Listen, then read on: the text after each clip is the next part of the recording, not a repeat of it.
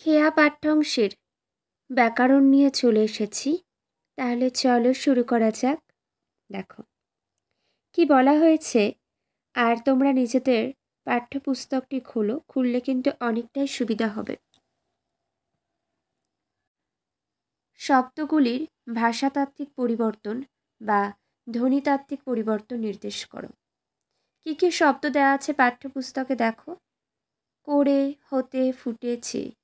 আচ্ছা, করে থেকে করিয়া, কইরা, করে হয়, ঠিক আছে। এটি হলো অভিশ্রুতি, মনে রাখবে। পরবর্তী যেটা আছে পরিবর্তন করতে হবে, তাই না? ভাষাতাত্ত্বিক পরিবর্তন বা ধ্বনিতাত্ত্বিক পরিবর্তন নির্দেশ করতে হবে। আর পরের যেটা আছে হতে, হতে থেকে কি হয়? হইতে, হতে। এটি হলো মধ্য সরল। পরবর্তী আছে ফুটে, ফুটে থেকে ফুটিয়া, ফুইটা, ফুটে। এটি হলো অভিশ্রুতি। নেক্সট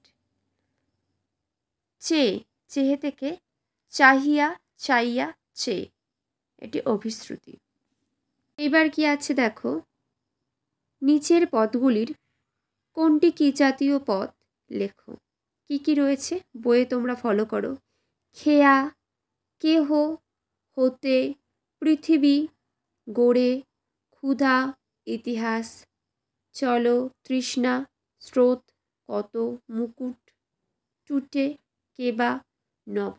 আচ্ছা, খেয়া এটি কি জাতীয় পদ? এটি বিশেষ্য পদ, তাই না? কেহ এটি হলো সর্বনাম পদ। পৃথিবী বিশেষ্য পদ। ক্ষুধা বিশেষ্য পদ। চলে ক্রিয়াপদ। স্রোত বিশেষ্য পদ। হতে এটি অব্যয়পদ। গড়ে, গড়ে, গড়ে হলো ক্রিয়াপদ তৈরি করছে। ইতিহাস বিশেষ্য পদ। নেক্সট তৃষ্ণা, এটিও বিশেষ্য পদ।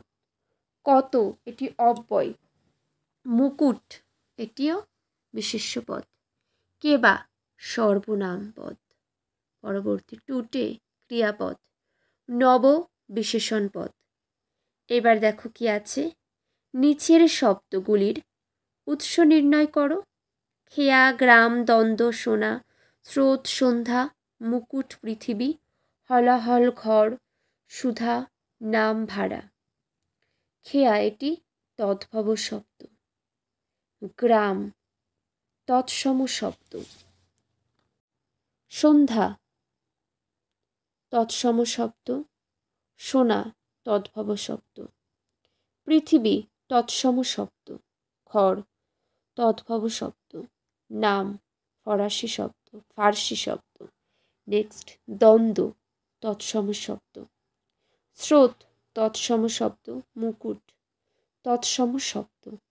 হলাহল তৎসম শব্দ। সুধা তৎসম শব্দ। ভাড়া তদ্ভব শব্দ।